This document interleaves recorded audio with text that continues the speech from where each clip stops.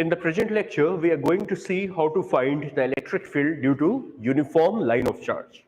Uniform means with a constant linear charge density.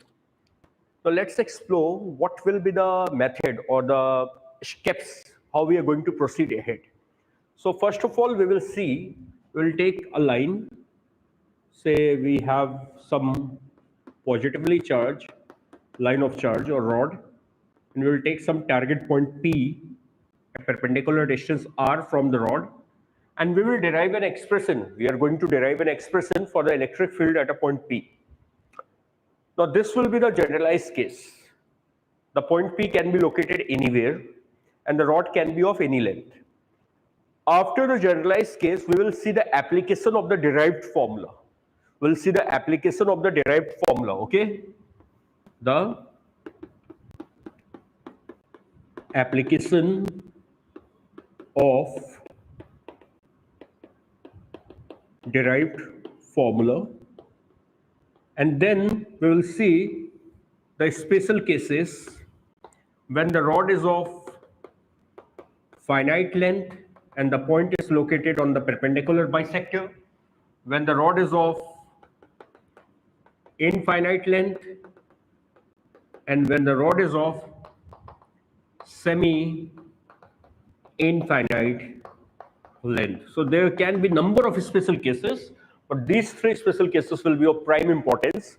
So all the special cases will be derived through this end derived formula. Only the angles will be changing. Okay, so this will be the roadmap of the series of lecture, which will constitute the electric field due to uniformly charged line or uniformly charged rod. First, we will develop a generalized formula, number one. Number two, we will see how to apply that formula, how to keep the values with proper sign. And number three, we will see some of the special cases with end formula as fingertips for the finite length of rod, for infinite length of rod, and for semi-infinite length of rod. Okay.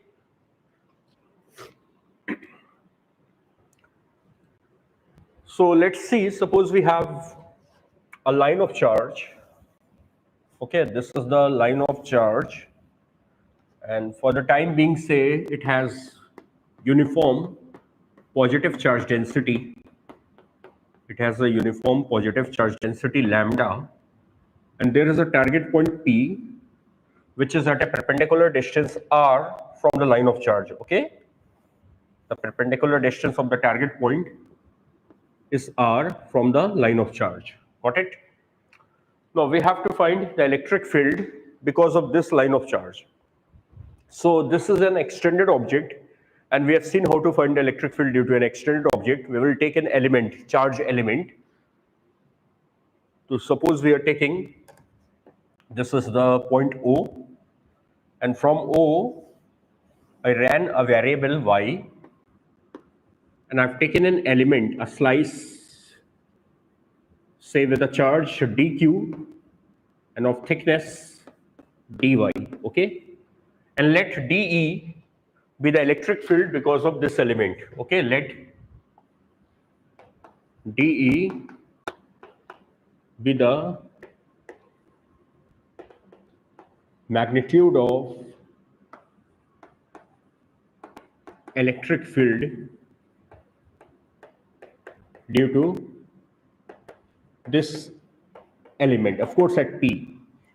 So first of all, for finding the magnetic field because of this element, we have to join the element, the source, with the point P.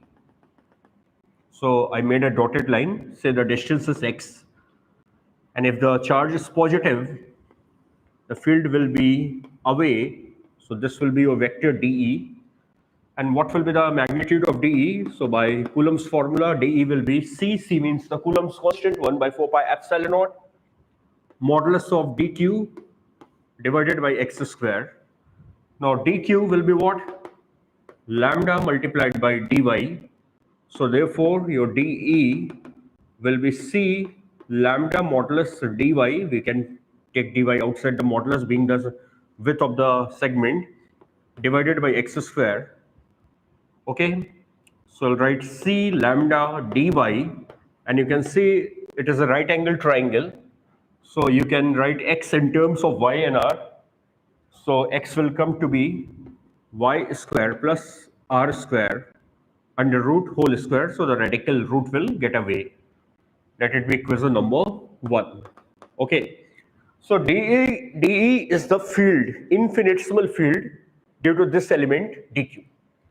Now there will be a large number of elements dq in the whole rod, and each dq will be contributing some dE. So if you need to find the net field at a point P, we have to integrate. Sum up in the language of calculus, it will be the integral. So let vector E will be the net field. So vector E will be the integral of dE. Okay, now we know the basics. For making the vector integral, we have to take the components. If it's a one-dimensional case, then we can remove the vector sign. But if it's not a one-dimensional case, we have to take the components. And unfortunately, in this case, it's not a 1D case, because when you are changing dq, the orientation of dE will be changing. If you take dq like this at this point, the dE will be like this. If you take dq here, the dE will be like this. So the direction of dE is continuously changing in the plane. So we have to take the components, and before taking the components, we have to take axis. So say I'm taking two axes. I'm taking the x-axis away from the rod, perpendicular and away from the rod, and I'm taking y-axis parallel to the rod, okay? And say this angle is theta. So this angle will also be theta, being vertically opposite angle. So the component of dE will be what? You will have dE cos theta, and this will be what? dE sin theta. Okay, so I will get dEx as dE cos theta, let it be equation number 3, and dEy will be dE sin theta, let it be equation number 4. Now I will integrate dE on the individual axis, first on the x-axis and then on the y-axis. Okay, first note it down so that I may erase this portion. Okay, you can make the video still and note the contents on the RHS. So I'm erasing this portion. So I'm now writing what will be Ex. So Ex will be integral of dEx, that is integral of dE cos theta, that is integral of C lambda dy y square plus r square cos theta. Now, what you can do, you can bring C outside, modulus of lambda outside. What is left is dy y square plus r square cos theta, let it be equation number 5. Okay. Now the problem is that inside the integral, we have two variables, y as well as theta. So we have to interrelate them, then only the integral can be done. So we'll take the help of the right angle triangle. So if you see the value of tan theta, so tan will be perpendicular by base. So it will be y by r. So therefore y will be r tan theta. I want to get everything in theta.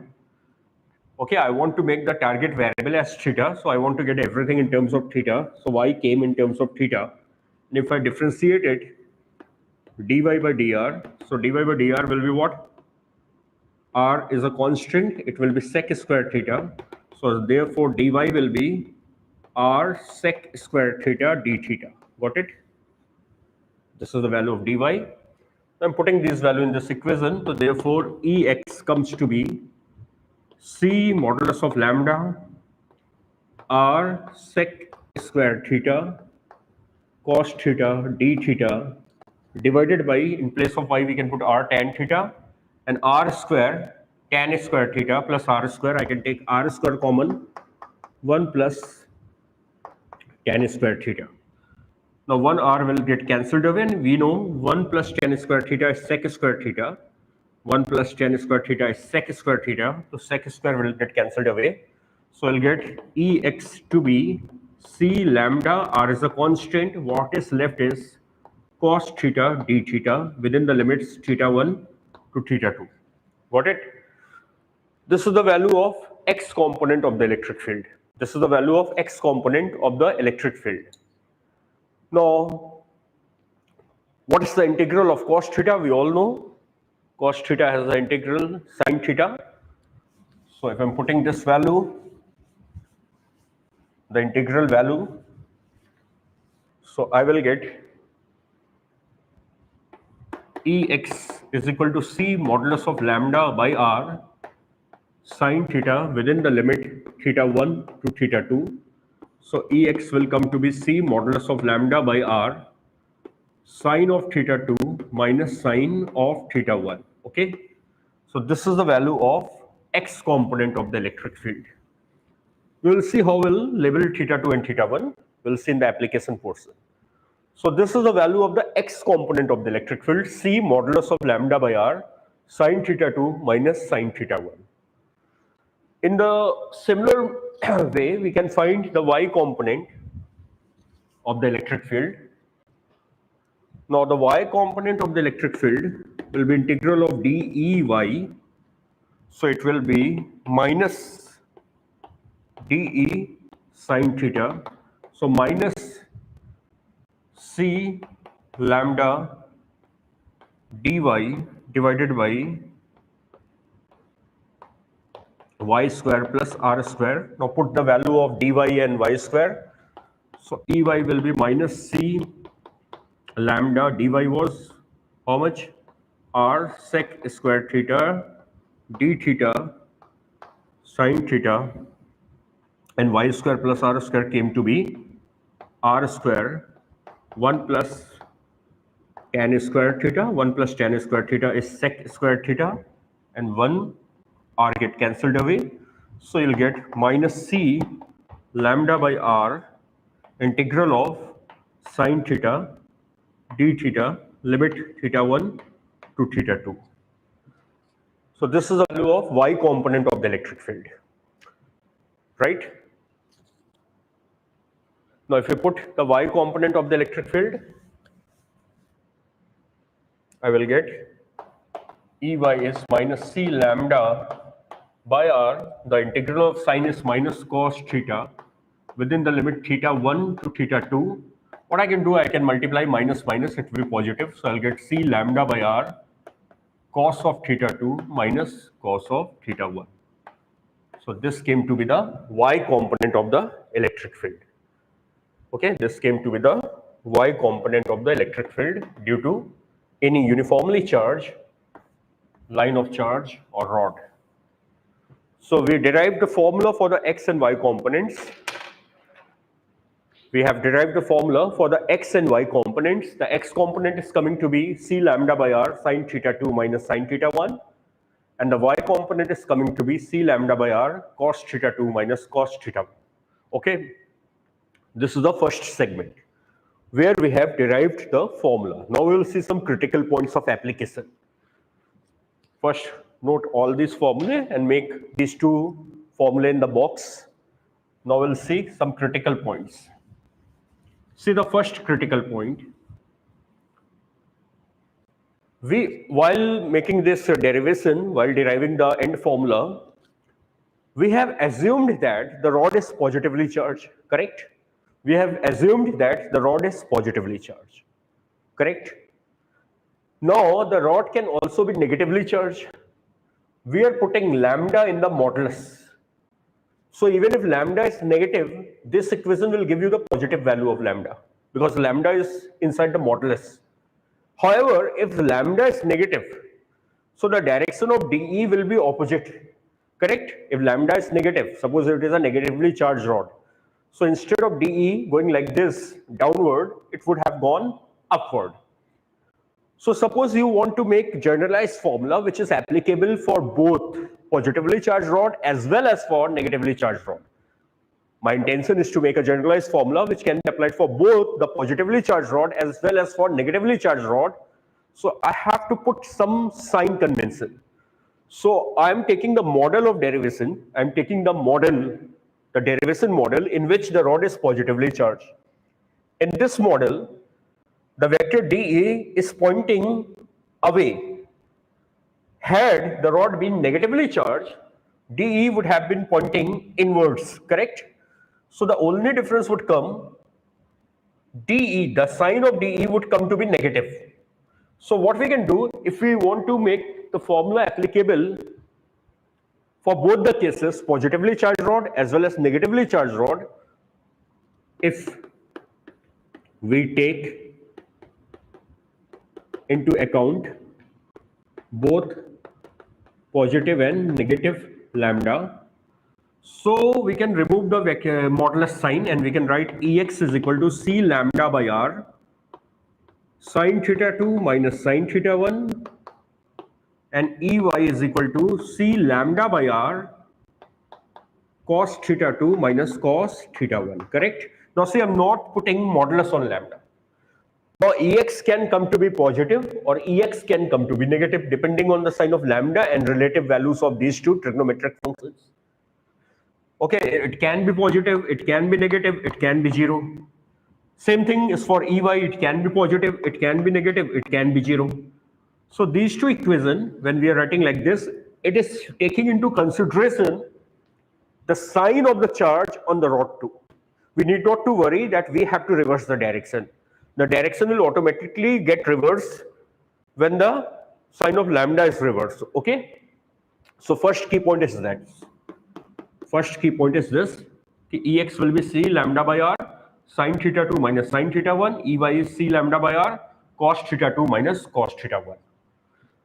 Now these are the fingertip equation which we are going to have it on fingertip, because when we are going to apply in different special cases, we won't start from the beginning. We will start from these equations. Now what will be the net field? Of course, that's simple, straightforward vector application. If you're finding the net field and you want the two component Ex and Ey, so the net field will be, magnitude will be Ex square plus Ey square. And if the net field is making an angle, say alpha with the x-axis, so tan alpha being say acute angle will be the perpendicular by base. Okay. If both Ey and Ex are equal in magnitude, alpha will come to be 45 degree. However, if Ey and Ex are not same in magnitude, alpha will not be 45 degree. That's the basic of vector. So let's see how we are going to apply this formula. This is the derivation part. Okay, we got the formula for Ex and we got the formula for Ey. And remember, I'm not putting lambda in modulus. So lambda can be positive or lambda can be negative. Okay, now we'll see how we are going to apply this formula. Now write the heading application. Okay, now write the heading application.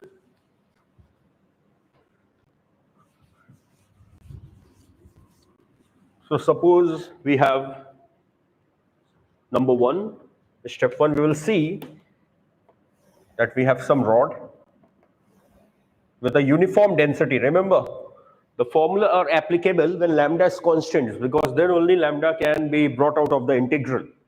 If lambda is given as a function of y or as a function of theta, making a problem more conceptual, then lambda will not come out of the integral. It will remain inside the integral, and depending on the function, it will be integrated accordingly. Okay. So these formula are applicable for uniformly charged rod when lambda is constant. So suppose this is the rod having a density lambda. I don't know whether lambda is positive or whether lambda is negative. Now focus on the target point. Focus on the target point. Target point means what? The point where field is to be determined. So suppose P is the target point. Suppose P is the target point. Now do what? Drop a perpendicular from P to the line of charge. Drop a perpendicular from P to the line of charge and say this perpendicular distance is R. Okay, number one. You have to see the perpendicular distance of the target point from the rod. That is R. Now mark the initial and final points on the rod. Mark the initial and final points on the rod. Say the rod is starting from this point, mark it as I, and the rod is ending at this point, mark it as F. Okay, now what you have to do, join the initial and final points with the target point. join the initial and the final point with the target points. And this perpendicular is taken as the reference line for measuring the angle. The angles will be measured from this reference line. So on the side of the initial point, take the angle to be θ1. And on the side of the final point, take the angle to be θ2. Okay, on the side of the initial point, take the angle to be θ1. And on the side of the final point, take the angle to be θ2. And remember one thing, while giving angle will be taken with proper sign. So if this is the rod, and this is the target point, and this is final point, and this is initial point. So when you are going in the direction of the final point, that is above the reference line,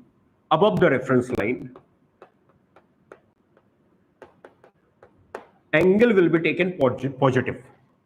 And when you are going in the initial direction, that is below the reference line, angle will be taken as negative. Remember this thing. And you know, sine of minus theta is minus sine theta, but cos of minus theta is cos theta. Okay, so note this, how we will give sign to the angle. If the angle is above the reference line, this will be the reference line, the perpendicular dropped. This will be the reference line, so angle will be taken positive. If your angle is below the reference line, it will be taken as negative. Okay. Now what you have to do, you have to take the two axes. And if you're applying the end formula directly, then you cannot take axis in your choice. We have to take the orientation of the axis as per the model of the derivation. So in that model, we have taken x-axis perpendicular to the rod away. Positive x-axis perpendicular to the rod away. Okay, and y-axis parallel to the rod in the direction of final point. In the direction of final point. And this is away. This is how you take the x and y axis. Okay. So these are the rules for the application. Note it down. I'm erasing this portion. I hope you have noted it down. Now what we need to do, we have to simply apply the equations.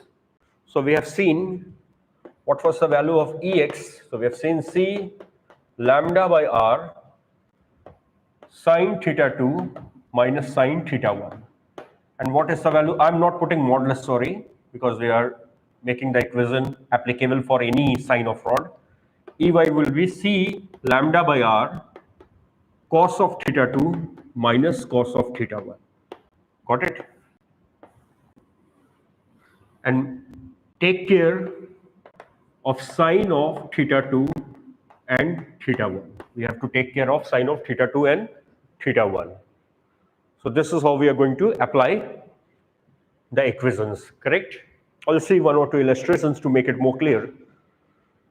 Let's see illustration 1.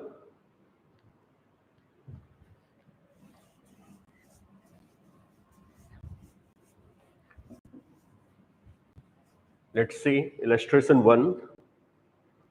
Suppose I have a rod, positively charged rod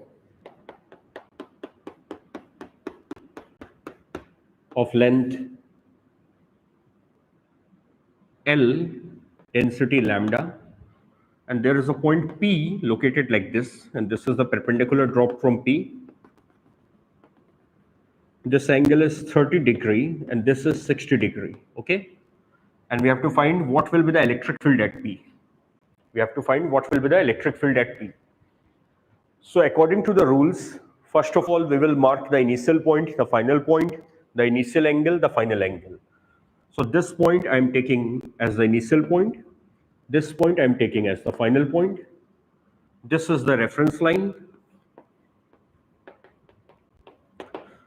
Angle above the reference line will be taken positive, below the reference line will be taken positive, negative.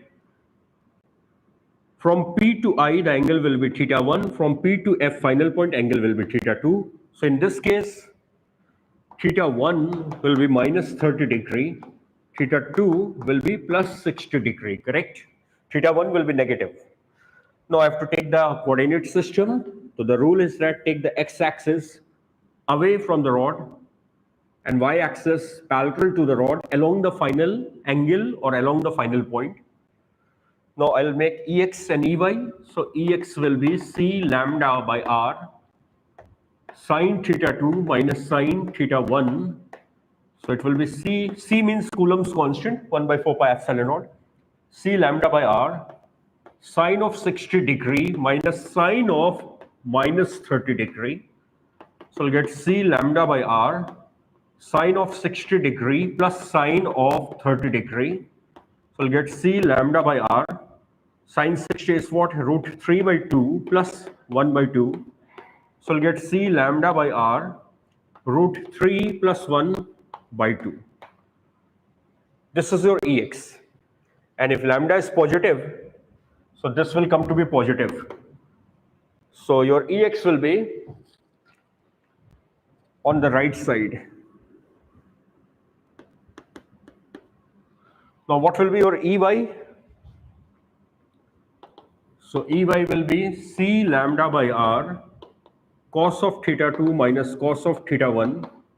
That is C lambda by R. Cos of theta 2 is 60 degree minus cos of minus 30 degree. So I'll get C lambda by R cos of 60 degree and cos of minus theta is cos theta to minus cos 30 degree. So I'll get C lambda by R cos 60 degree is half minus root 3 by 2. So I'll get C lambda by R 1 minus root 3 by 2. Okay, 1 minus root 3 by 2. This is your Ey. What is this? Is your Ey. So I can write Ex and Ey, erasing all the working. Let us write the final answers.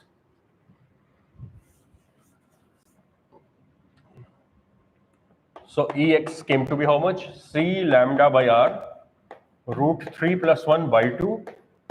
And Ey came to be how much?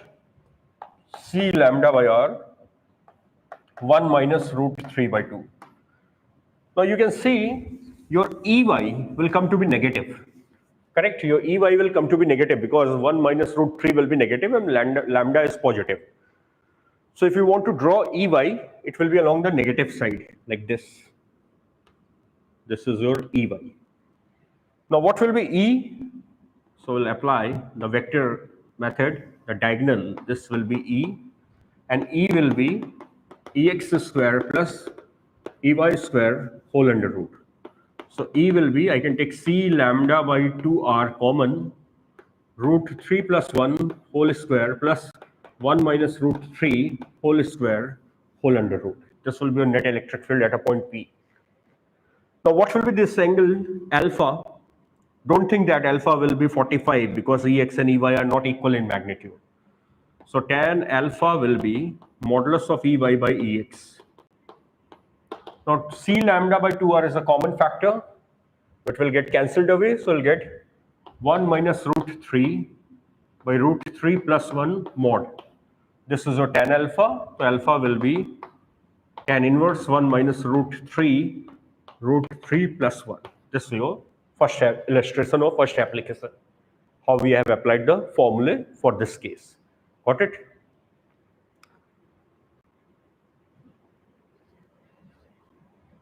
Now let's move to second illustration.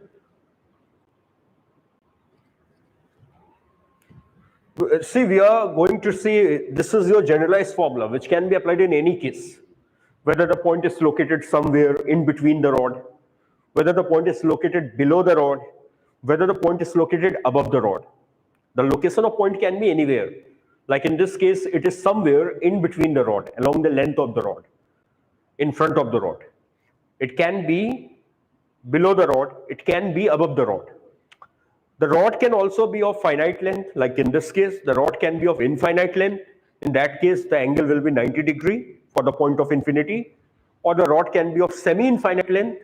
In that case, one angle will be 0 degree. If the point is located at end, one angle will be 90 degree. So all those will be the special case. All those will be the special cases, and there are 3 special cases which will be of prime importance, which we'll cover in lecture 2. Why we will cover them in lecture 2 exclusively? Because in many MCQs and in many numerical, especially in competitive examinations, those 3 special cases find lot of application. So if you remember their end formulae, what is the end formula for their electric field, so it will save lot of time. So first we are saying the general application, how you can apply in any generalized case, okay? So that you are fluent in application, then your special cases will be straightforward, very straightforward, like a fingertip thing for you. Now suppose we have, in this case we have a negatively charged rod.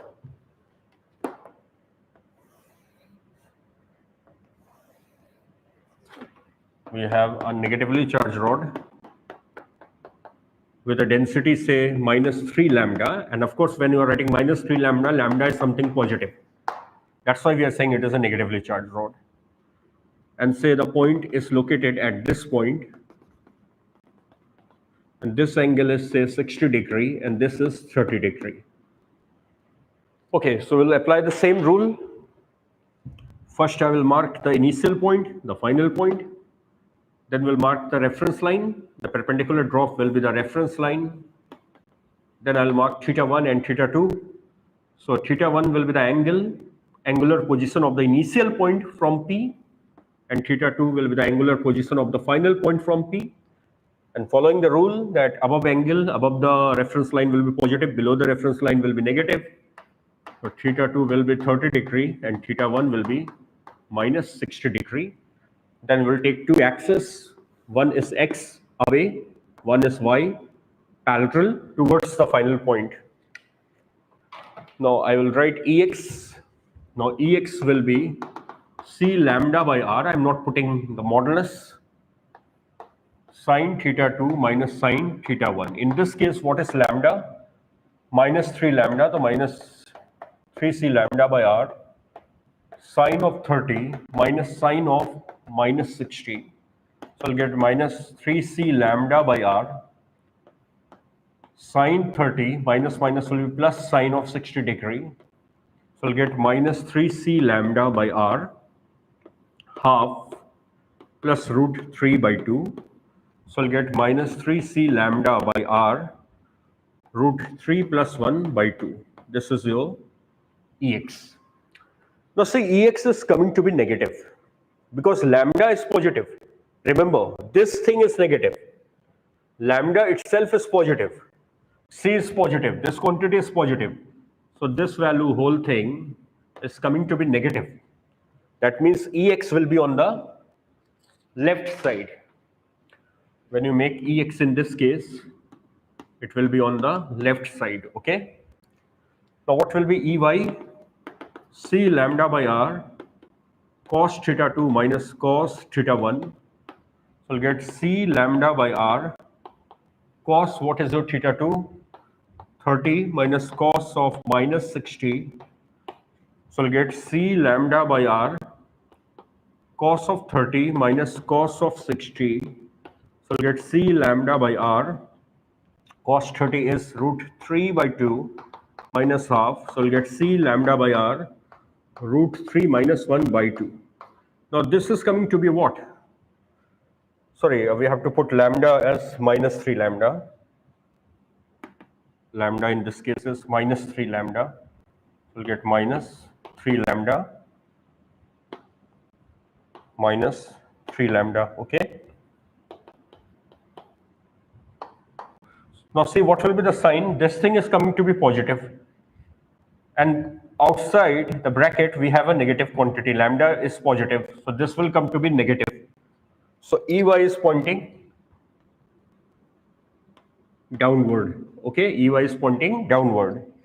Now what will be the net field? You will apply the vector addition simply, E, and E will be what? Under root Ex square plus Ey square.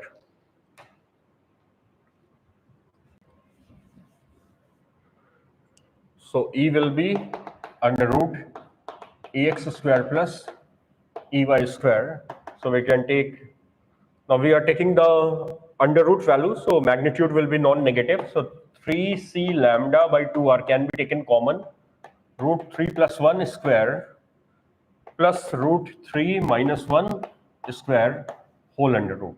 This is the value of the net electric field at a point P. Got it? Now, if you are interested in finding the angle, what will be the angle? So, let this net field is subtending angle alpha with x-axis. So, tan alpha will be modulus of Ey by Ex. So, cancelling out the common factors, will get root 3 minus 1 upon root 3 plus 1 mod. This is the value of tan alpha, and alpha will be tan inverse root 3 minus 1 by root 3 plus 1. Got it? So this will be your answer. So we have seen the generalized application of the formula, and before proceeding to lecture 2, what I recommend you to work out the DPP, the assignment involving lot of practice for application of this formula, because lecture 2 will simply be the special case application. Infinite line, semi-infinite line, perpendicular bisector of the finite line. That is very straightforward once you know how to apply the formula. The main skill is learning how to apply this skill. So you can work out the workbook or assignment provided to you by me for practicing these problems so that you may get command and fluency over these applications. Then we can move to lecture 2 of electric field due to uniform line. Okay.